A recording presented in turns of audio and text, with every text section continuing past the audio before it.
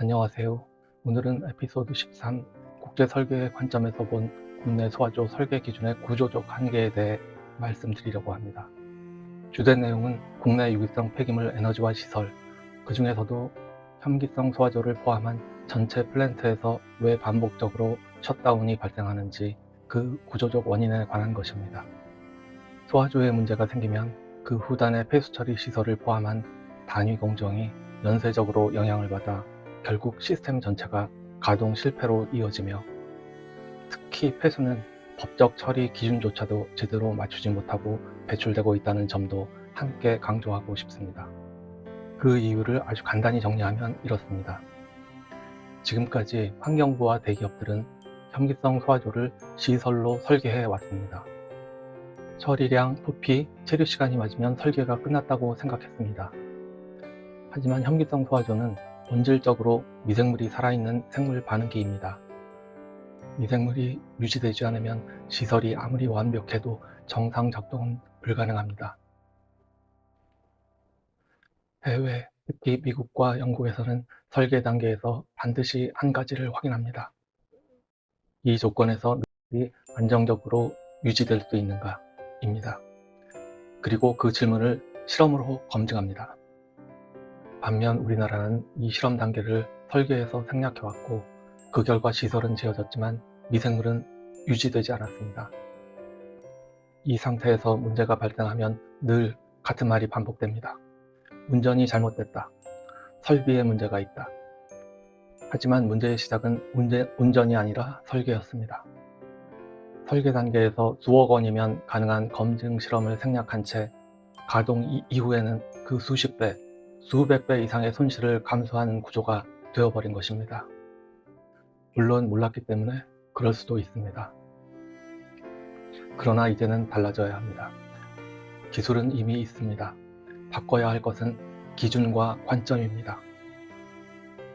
단지 시설만을 설계하는 데서 멈출 것이 아니라 미생물이 유지되는 조건을 설계의 기준에 포함시켜야 할 시점입니다.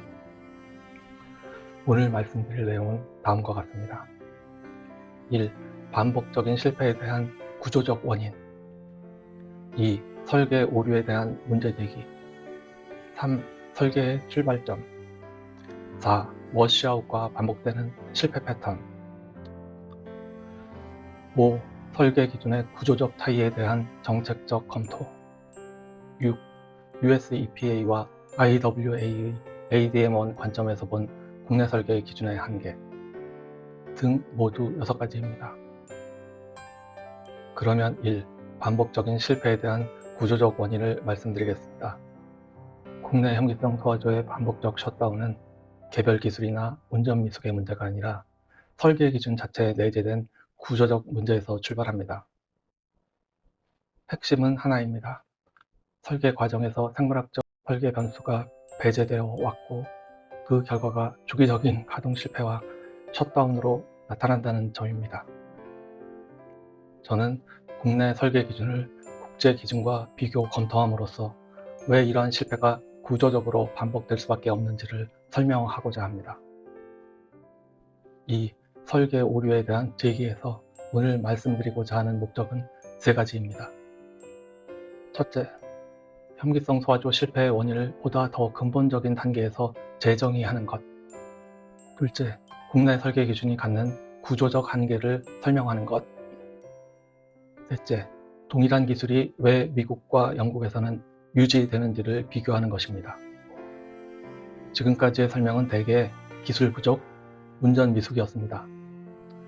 그러나 기술과 운영이 바뀌어도 실패는 같은 패턴으로 반복됩니다. 그래서 이제 질문을 바꿔야 합니다.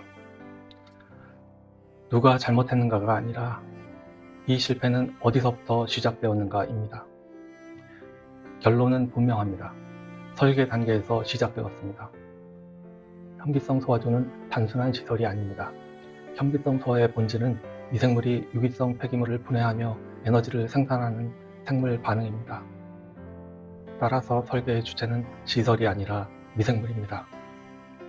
3. 설계는 어디서부터 출발해야 하는지 말씀드리겠습니다. 설계의 출발점은 처리량이 아니라 이 조건에서 미생물이 안정적으로 유지될 수 있는가여야 합니다. 그러나 국내 설계 기준은 이 질문을 출발점으로 삼지 않습니다. 국내 기준은 주로 소화조 용량, 일일 처리량, 체류 시간 같은 물리적, 시설적 기준에 기반해 왔습니다. 반면 설계 과정에서 반드시 다뤄야 할 질문들이 있습니다. 유기물 분해 과정에서 미생물은 얼마나 증식되는가? 주입된 유기물 보화 조건에서 미생물은 얼마나 배출되는가? 현재의 유기물 보화가 생물학적으로 가능한가? 이러한 질문들이 빠지면 소화조의 생물학적 설계는 성립될 수 없습니다. 즉, 생물학적 설계 변수의 부재가 핵심입니다. 미생물 수율, 최대 비증식 속도 같은 핵심 변수는 설계 기준에 포함되어 있지 않다는 뜻입니다. 그렇다면 왜 국내 기준에는 이 핵심 변수들이 빠져 있을까요? 첫째, 설계 기준이 생물학이 아니라 플랜트, 토목, 건축 중심으로 이루어져 왔기 때문입니다. 둘째, 미생물 수율과 최대 비증식 속도를 실험적으로 도출 보정하는 절차가 설계 과정에서 배제되었기 때문입니다.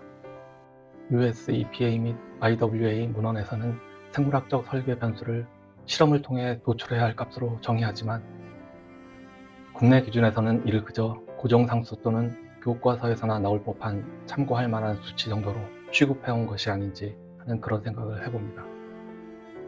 셋째, 다중반응기 반복 실험을 전제로 하는 설계 문화가 형성되지 못해 단일 실험 결과가 관행처럼 일반화되었기 때문입니다.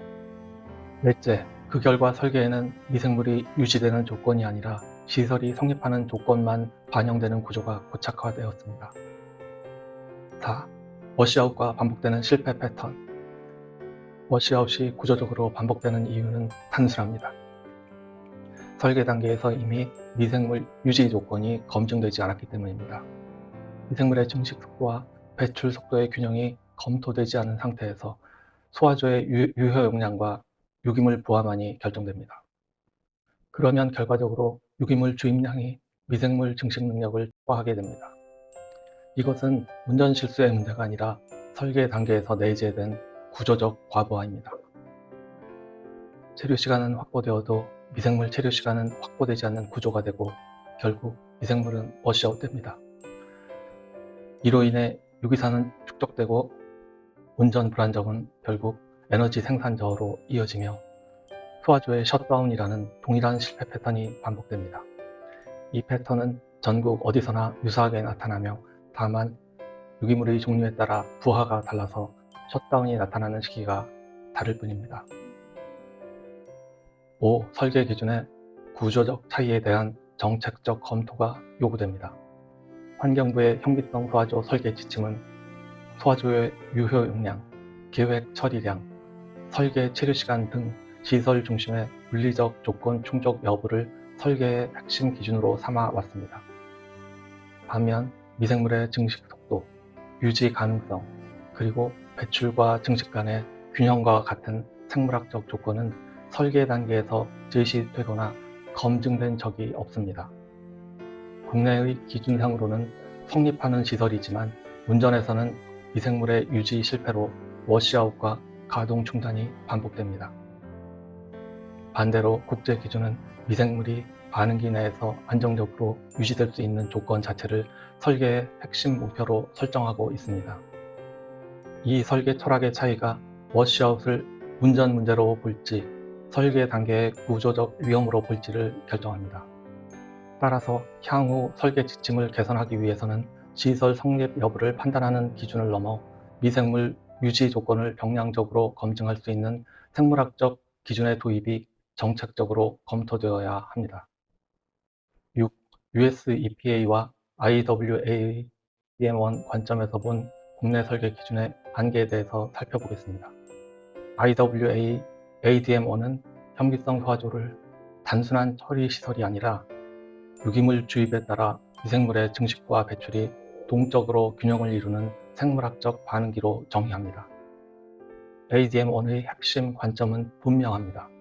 안정성은 처리량이나 체류 시간 자체가 아니라 주어진 유기물 부하에서 미생물이 얼마나 증식할 수 있는지, 그리고 그 증식 속도가 배출 속도를 따라갈 수 있는지에 의해 결정된다는 점입니다.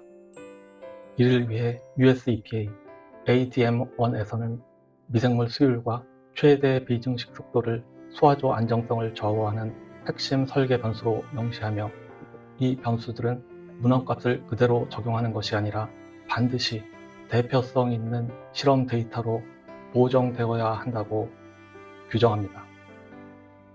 즉, ADM1의 관점에서 설계란 단순히 시설 용량을 정해놓고 계산하는 것이 아니라 유기물 포화, 미생물 증식, 미생물 배출 간의 균형을 실험과 모델을 통해 확인하는 과정입니다.